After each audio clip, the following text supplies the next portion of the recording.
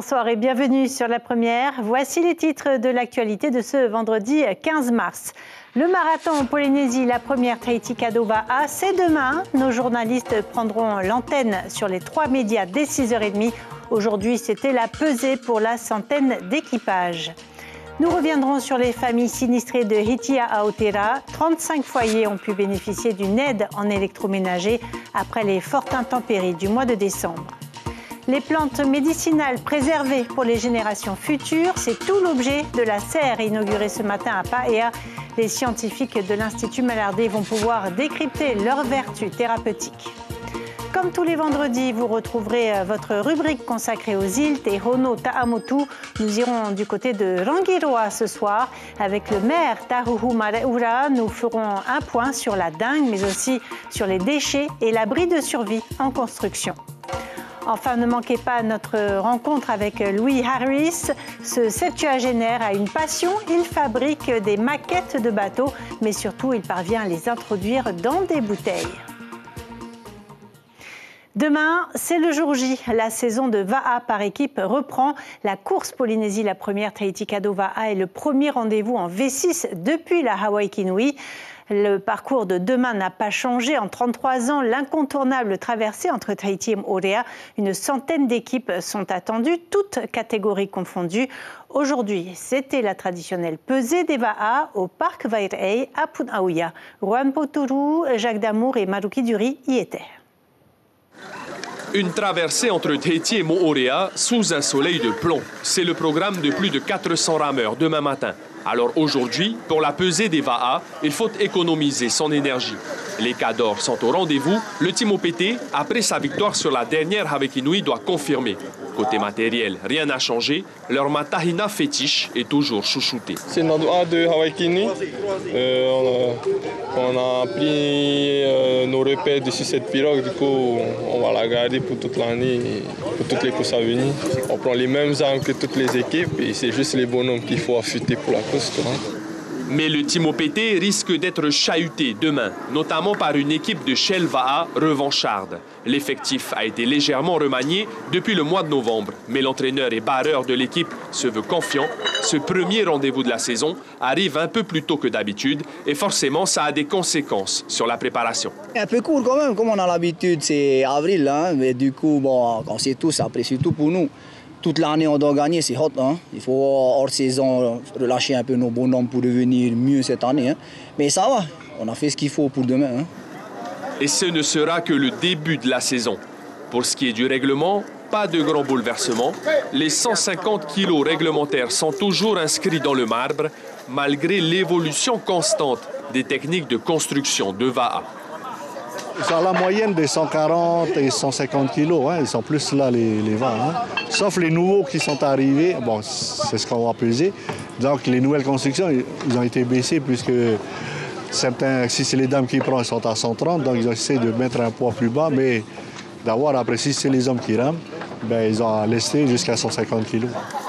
Demain, toutes catégories confondues, plus de 90 Va'a participeront à la 33e édition de cette course mythique. Oui, et d'après le dernier décompte, il y aura précisément 101 équipes, toutes catégories confondues, sur la ligne de départ, donc demain. Parmi les pirogues qui prendront ce départ, les rameurs de Ta'a Va'a, l'équipe des Rarumat Ei a dû se préparer physiquement, mais aussi financièrement pour ce déplacement. Comment s'organise-t-il? Hitimanaki les a suivis avant leur voyage à Tahiti. Regardez. Hutiroa, Fa'ateateva'a, ce sont des termes que tous les rameurs connaissent. 3 fois par semaine, cette équipe se retrouve sous les ordres du coach Christopher Maua, ancien champion de Va'a, pour un entraînement en commun. Ici, l'objectif n'est pas des moindres, essayer de rentrer dans l'élite du Va'a polynésien. À raison d'au moins 1 heure d'entraînement par jour, ces jeunes ne lâchent rien. Mais depuis 2 semaines maintenant, pas de répit, ils sont sur le plan d'eau tous les jours. Personnellement, depuis janvier, hein, on a commencé à ramer. Et non, sinon l'équipe elle est prête. Hein. On voit que le niveau, il y a eu des courses dernièrement ici sur Hamini, sur Jata et sur Bora. Et non, on a prouvé, ouais, enfin les copains ont prouvé ouais, qu'on mérite aussi notre place dans l'élite. Hein. en tant que professionnel. Et ça va. Oui, mais voilà, un déplacement comme celui-ci a un coût. Donc on fait avec les moyens du bord. Tamar Itaha oblige, le Copra reste bien sûr un moyen de remplir les caisses.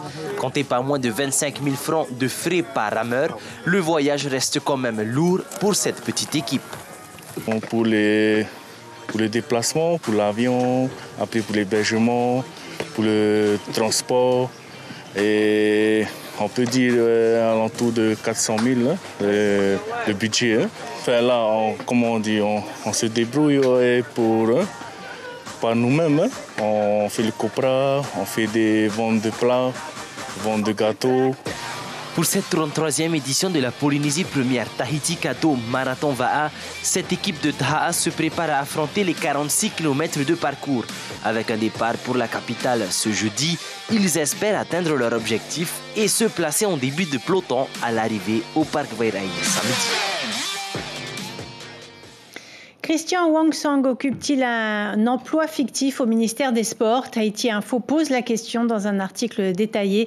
Le fils du président Broderson continuerait de percevoir un salaire de chef de cabinet alors qu'il est depuis plus de 7 mois chargé de mission à la cellule Tu'aronui en charge des Jeux Olympiques. 30 millions de francs pacifiques, c'est le montant des aides accordées aux familles sinistrées de Hitia Aotearoa. Souvenez-vous, le 7 décembre dernier, de violentes intempéries avaient ravagé les foyers de 70 familles. L'heure est désormais à la reconstruction. Des bons pour récupérer des appareils électroménagers ont été remis à 35 familles. Reportage sur la côte Est avec Mélissa Chang et Hubert Liao. Tout d'un coup, c'est vite venu la rivière, c'est vite cassé. Après, c'est pris tout dans le quartier. 3, c'est le nombre d'inondations que Joséphine a vécu dans cette maison. Le 7 décembre dernier, elle a tout perdu. Ses appareils électroménagers ont été emportés par la rivière. Aujourd'hui, Joséphine est soulagée. Elle vient de bénéficier de l'aide du pays pour acheter four, réfrigérateur et matelas. On a été indemnisés. On a attendu 3-4 semaines. Frigidaire, four, matelas, coussins, ça a vite été fait. À Tiarei, plus de 35 familles ont bénéficié de cette aide. La commune a eu la responsabilité de dresser la liste des foyers sinistrés. Nous sommes allés à la rencontre des sinistrés en compagnie des agents sociaux ainsi que du service de l'OPH. Les familles vont recevoir des aides. Le pays a attribué 30 millions de francs pour aider les habitants des 4 communes de Hitia Aotearoa.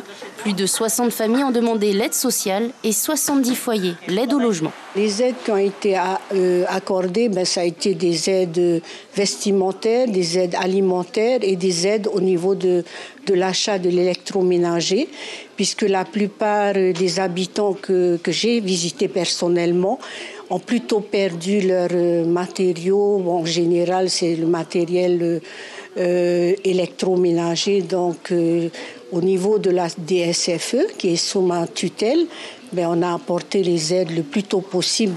Des agents de l'Office polynésien de l'habitat viendront à nouveau à la rencontre des habitants dans les semaines à venir.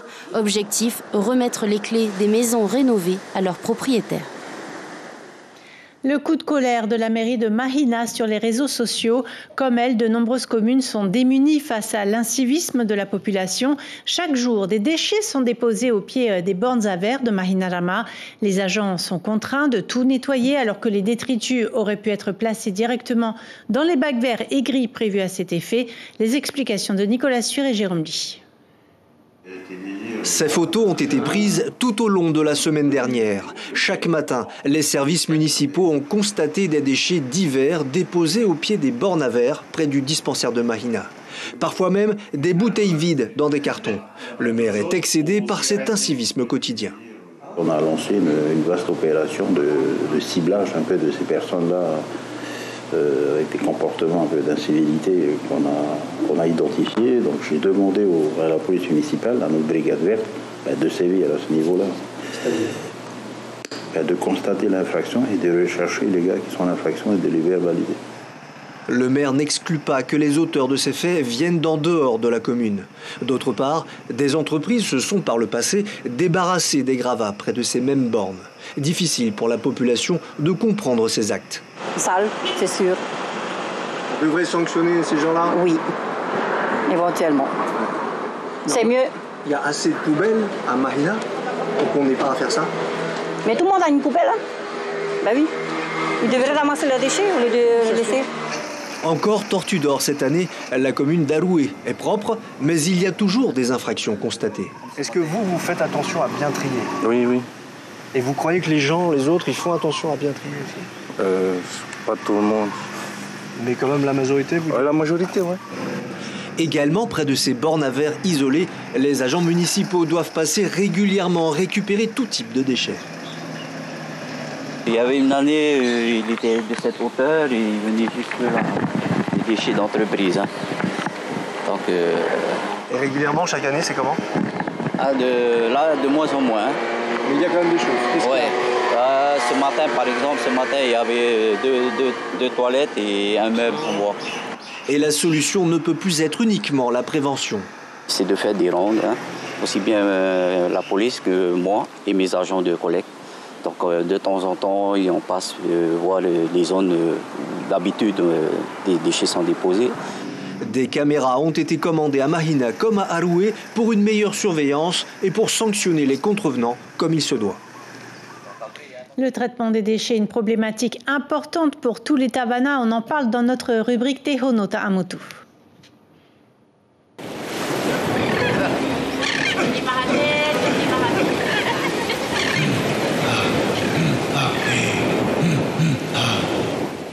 Et ce soir, nous prenons la direction des Tuamotu. Je vous propose de retrouver Tahuhu Mareura, maire de Rangiroa. Bonsoir Tavana.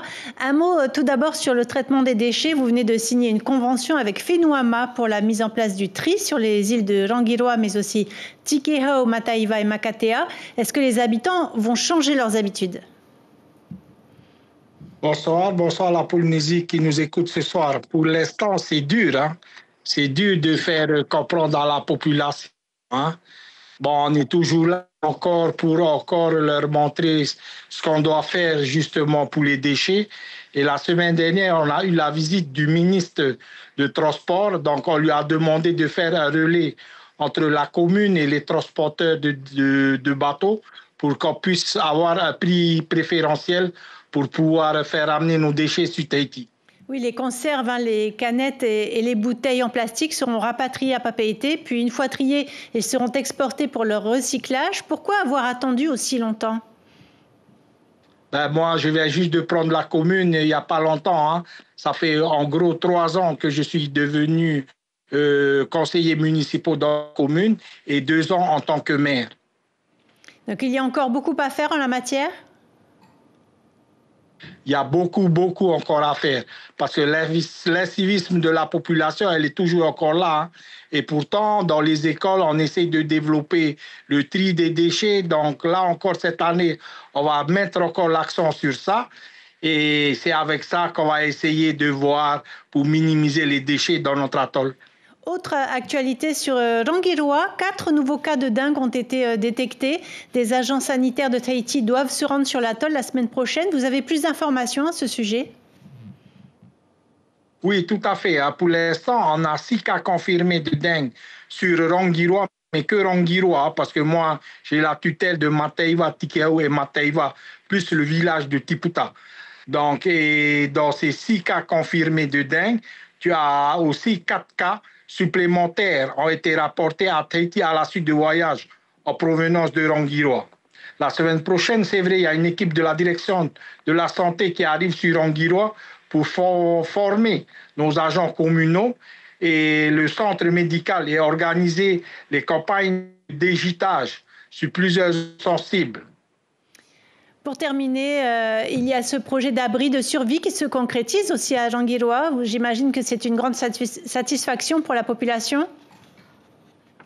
Ah ben tout à fait, hein. C'est un projet qui coûte plus d'1 milliard quand même. Hein.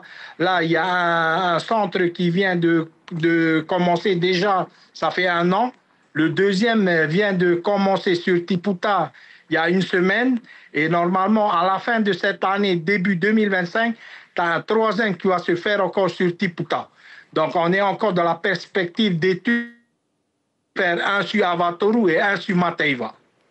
Merci beaucoup, Tahuhu Mareura, d'avoir échangé avec nous ce soir. Les plantes médicinales valorisées grâce au programme de recherche Ra'au Tahiti mené par le laboratoire des substances naturelles et médicinales de l'Institut Louis Malardé. Une pépinière a été inaugurée ce matin à Paea, Tahiti. Plus de 50 plantes ont été collectées pour permettre de mesurer les propriétés biologiques des composés issus de ces plantes. On voit cela avec Charlotte Mestre et Mirko Vanfo. Sous cette ombrière, du haeha'a, du motoi, du patoa, mais surtout une ressource précieuse pour les générations futures. Car certaines de ces plantes utilisées en Ra'au Tahiti sont menacées. C'est ce qui a poussé Sonny Walker à accepter de donner certains de ses plants quand l'Institut Malardé le lui a demandé. C'était ça le vrai problème, c'est la disparition. Qui est bouffée par les pestes animales, là, escargots, limaces, grillons. Et peut-être aussi le mode de vie. Le mode de vie aujourd'hui, les gens sont un peu plus mécanisés, ils sont un peu plus avec des voitures, des engins qui vont dans les vallées, et donc qui abîment pas mal de plantes. Elle aussi fait partie des personnes ressources du programme Ra'au Tahiti du laboratoire des substances naturelles et médicinales. Touria Clark est tradipraticienne. En plus des plantes qu'elle cultive et utilise ici chez elle, elle a aussi transmis aux scientifiques son savoir sur comment bien les faire pousser, sa contribution à la préservation de sa culture. C'est bon aussi pour apprendre aussi ceux qui ne savent pas c'est quoi ces plantes-là et pour faire revivre encore nos plantes parce que ça a été perdu et ça a été endormi aussi, mais aujourd'hui il faut réveiller. Ce réveil, l'Institut y participe depuis 2022, après recensement des 1238 recettes de Ra'au impliquant 104 plantes. Ils ont sélectionné les plus menacées et les plus utilisées pour les préserver et les étudier. Objectif, confirmer scientifiquement ce que les tradipraticiens constatent depuis des siècles, mais pas seulement. Les plantes, parce qu'elles sont actives, il y a le bien et il y a le mal. Donc il faut connaître le bien, bien sûr, mais aussi le mal. Le mal, c'est en fait la cytotoxicité des plantes pour pouvoir en faire un usage le plus sécurisé possible. Parallèlement à ces travaux scientifiques, les ministères de l'Agriculture et de la Santé ont créé une commission pour préserver et valoriser le Ra'au Tahiti et ses ingrédients. En réflexion notamment, un texte pour éviter la marchandisation de ces savoirs ancestraux. Si vous cherchez des activités ce week-end, le salon artisanal Art et Passion porté par les artisans de la fédération Papaoa de Haroué a lieu en ce moment à l'Assemblée jusqu'à dimanche. Des stands de bijouterie alliant matières premières et fibres locales rivalisent avec la bijouterie contemporaine. À découvrir aussi du prêt-à-porter, de la maroquinerie, vanille, coco, herbes séchées, farine de ourou ou de patates douces seront aussi sur les étals. On les appelle les navi-botellistes, des passionnés qui reproduisent des bateaux avant de les insérer à l'intérieur de bouteilles. C'est le passe-temps de Louis Harris. Nous parlions de Rangiroa tout à l'heure. Ce septuagénaire est justement originaire de cet atoll des Tuamotu. Il s'adonne à cette activité à Tahiti en attendant de rentrer sur son île natale. Caroline Fari et Nicolas Suire l'ont rencontré. Je viens de Rangiroa, accompagné de mes petits-enfants pour l'école. Je suis venu avec ma femme. De son passé d'employé communal à Rangiroa, Louis conserve son amour des milieux marins. Son passe-temps, construire des répliques de bateaux dans des bouteilles de verre. Le pari n'était pas gagné au départ. J'ai débuté ça avec un particulier. C'est par là que j'ai appris. Ça ne me plaît pas du tout. Ah bon? Oui. Pourquoi? Je sais pas. Pourtant, Louis y reviendra quelques années plus tard et du bois de palette récupéré fera l'affaire. Voilà, Tambari. Ça, je pose comme ça. Il y a déjà la forme. Une fois découpé au couteau et poncé au papier de verre, la forme est creusée et les voiles en tissu installées, le tout relié par des fils. C'est normalement le fil que j'ai mis là sur le côté. C'est pour redresser le mât. La difficulté consiste à faire entrer par le goulot de la bouteille le voilier avec ses voiles, un travail minutieux. Habituellement, Louis termine un ouvrage en 4 jours, mais parfois, le fiou s'installe. C'est un peu des emmerdements, des ennuis.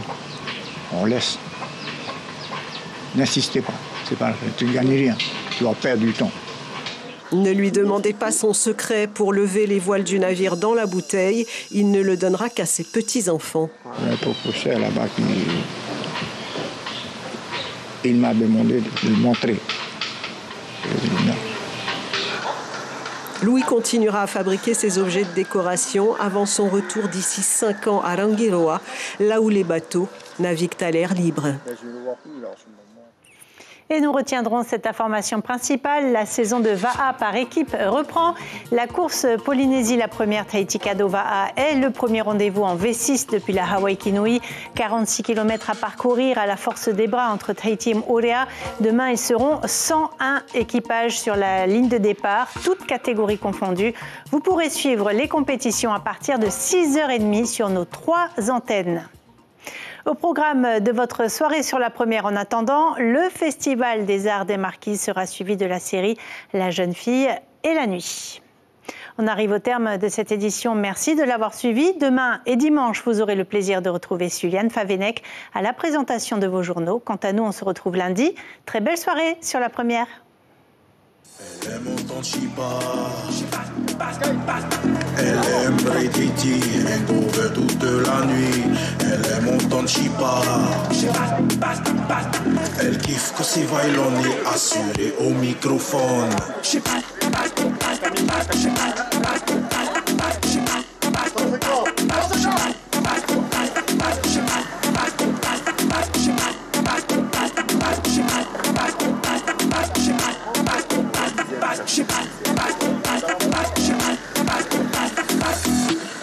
Ce soir, divinement et DJ.